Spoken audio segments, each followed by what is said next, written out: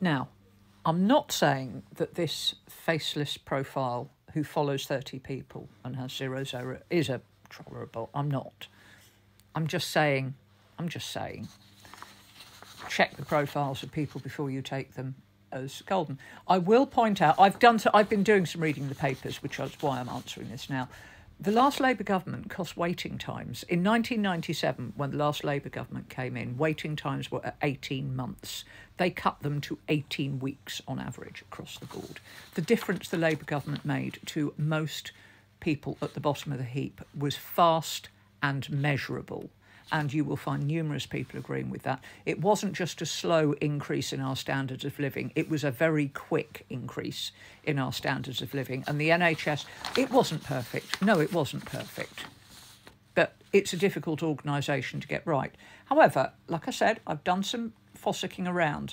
Right, Labour reckon they can clear the Tories' backlog within 5 years. That's a hell of a thing to do if they can. That'll be amazing. First step, 40,000 extra appointments, scans and operations. Evenings and weekends will be utilised for that.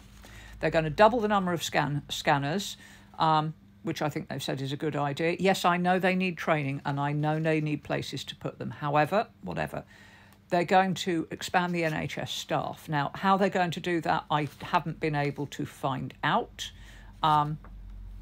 They are going to be reforming the NHS. They haven't quite said what those reforms will be, but they intend to reform it so that they'll get more out of it for what we put in.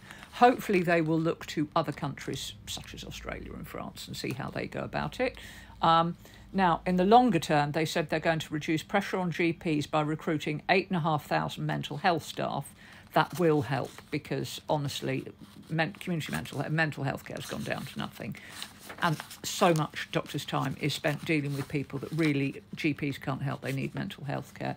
Now, they said the extra appointments and the scanners, they're costing them at 1.3 billion, and they're going to clamp down on tax dodgers and close non-dom tax loopholes, which I think we'll all be very glad. Yeah, I mean, since Rishi Sunak became Prime Minister, waiting lists are up 600,000. The Conservatives, weirdly enough, Victoria Atkins said that the waiting lists are falling, and yet, yeah, last month the waiting list went up by 7,000. That's not falling. That's a bigger number and a smaller number, and it's at a bigger number. That isn't a waiting list falling. That's a waiting list growing. Yeah, I'm not going to read it all out to you. I typed out and printed. But yeah, in 1997, patients routinely waited 18 months, and the last Labour government cut it down to 18 weeks. Your personal experience, if you are in fact a person who experienced that, is not obviously unknown because people have good and bad experiences no matter what.